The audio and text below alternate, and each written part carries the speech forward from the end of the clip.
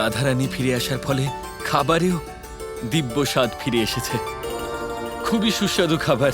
আপনি চিন্তা করবেন না দাদা, গোলকেও আমি আপনাকে নিজের হাতের রান্না খাওয়াবো।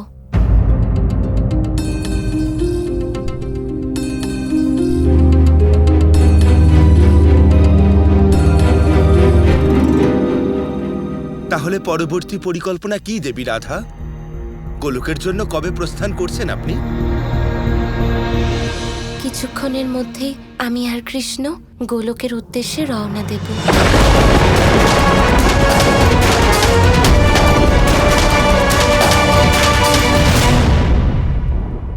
এত তাড়াতাড়ি রাধারানী? কিন্তু এখনো তো অনেকগুলো কাজ বাকি আছে। এখনো তো আপনাকে দ্বারকাবাসীদের সঙ্গে দেখা করতে হবে, সকল দ্বারকাবাসীর সাথে কথা বলতে হবে, ওনাদের আশীর্বাদ দিতে হবে। এত সবকিছু এত অল্প সময়ের মধ্যে কি করে হবে? দাদা, আপনার কাছে অনুরোধ, এবার যা কাজ বাকি আছে আপনি তা দ্রুত শেষ করে ফেলুন। আমাকে আর কৃষ্ণকে দ্বারকার সংসারের দায়ভার থেকে মুক্ত করে দিন। বড্ড যন্ত্রণা আছে এই সংসারে। এবার আমরা মনুষ্য জীবনের এই দ্বন্দ্ব থেকে মুক্তি পেয়ে যত তাড়াতাড়ি সম্ভব গোলকের চিরশান্তি লাভ করতে চাই। আমরা দ্বারকাবাসীদের সাথে দেখা করে এখান থেকে দ্রুত প্রস্থান করব। গোলকে নিজেদের প্রেমের সংসার পুনরায় করে তুলব। 100 বছর পর্যন্ত আমার কৃষ্ণ এই সংসারে খুব যন্ত্রণা সহ্য করেছে, কিন্তু এবার আর নয় কৃষ্ণ। এবার আমি চাইছি আমার কৃষ্ণের যন্ত্রণা শেষ হোক দাদা।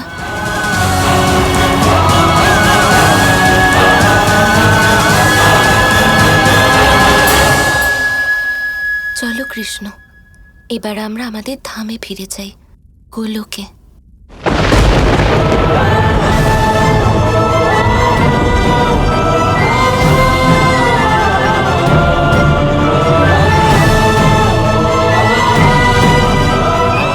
তোমার সাথে আমার কিছু কথা আছে রাধা। তোমার হাতটা দাও কৃষ্ণ, আমরা দ্বারকাবাসীদের সাথে দেখা করে গোলকে গিয়ে কথা বলবো।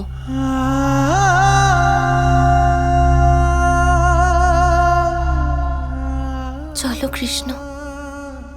এখনো উচিত সময় আসেনি রাধা। কৃষ্ণ, এসব কি বলছো? এই অভিশপ্ত জীবন থেকে আমার কোনো আশা নেই।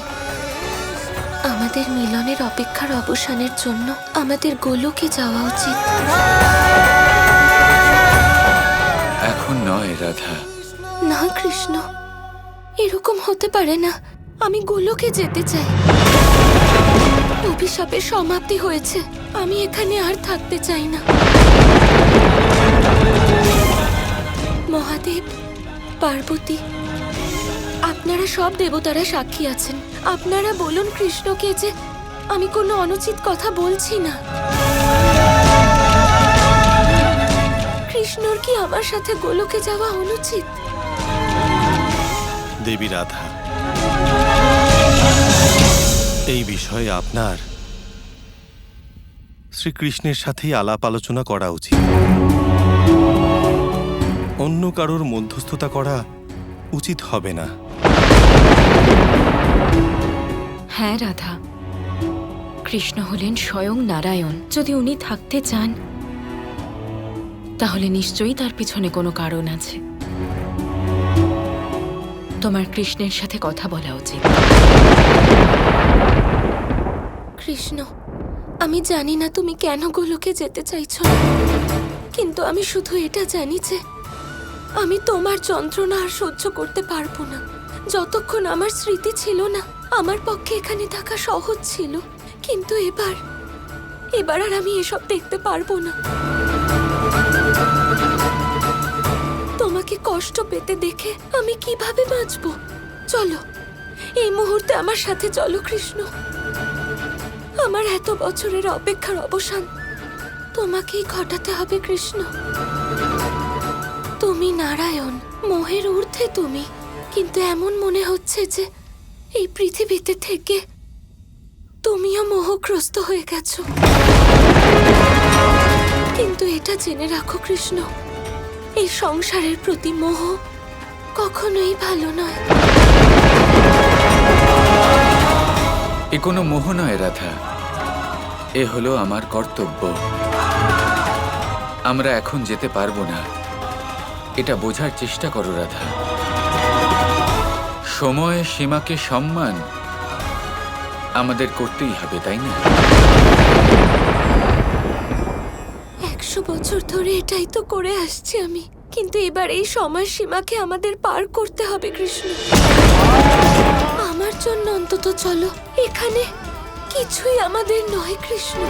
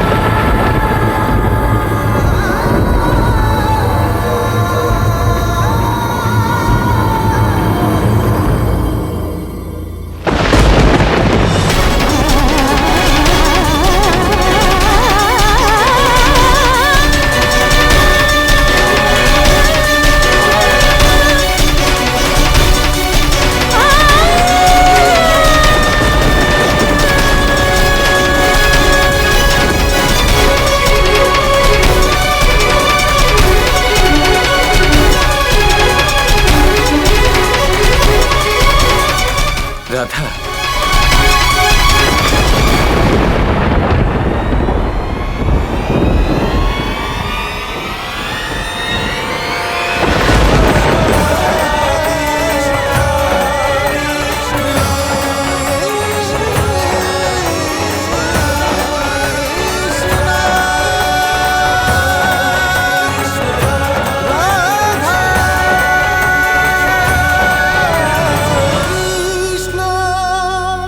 রাধা, রাধা দরজা খোলো। নিজের কৃষ্ণের জন্য দরজা খুলবে না রাধা? খুলবো কৃষ্ণ, শুধু তোমায় এটা মেনে নিতে হবে যে তুমি আমার সাথে যাবে। রাধা, একবার বোঝার চেষ্টা করো, এসব আমি যা করছি তা কেন করছি। এরকম আমি কেনই বা করবো রাধা? 100 বছর আমি তোমার জন্য অপেক্ষা করেছি যাতে তোমার স্মৃতি ফিরে আসে রাধা। তোমার পেছনে পেছনে ধরিত্রী পর্যন্ত চলে এসেছি, আর আজ যখন আমাদের অভিশাপের অন্ত হয়ে গেছে তখনও আমি গোলকে ফিরে যাচ্ছি না। তোমার মনে হয় না এর পেছনে কোনো বড় কারণ আছে? আমি এমন কেন করব? কেন নিজের রাধাকে দুঃখ দেব? কেন আমি নিজের সখীর ইচ্ছের বিরুদ্ধে যাচ্ছি রাধা? নিশ্চয়ই খুব বড় একটা কারণ রয়েছে। বোঝার চেষ্টা করো রাধা, একবার আমার কথা শুনে নাও, তারপরে যা সিদ্ধান্ত নেবার তুমি নিতে পারো। আমি অনুরোধ করছি তোমাকে রাধা, তুমি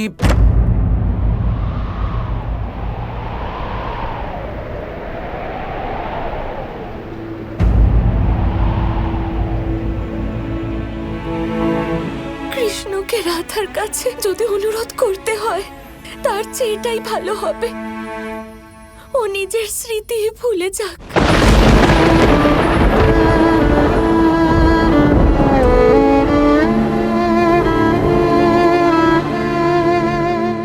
অনুরোধই ধরে নাও, কিন্তু একবার আমার কথা শুনে নাও রাধা, তারপর তোমার যেটা ঠিক মনে হয় তুমি করো।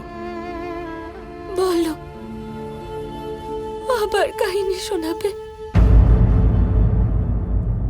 যেটাকে তুমি কাহিনী বলছো রাধা, সেটাই হলো বাস্তব। তুমি অভিশপ্ত হয়েছিলে আর তোমাকে ছাড়া আমি থাকতে পারতাম না, তাই তা ভোগ করার জন্য তোমার সাথে পৃথিবীতে এলাম।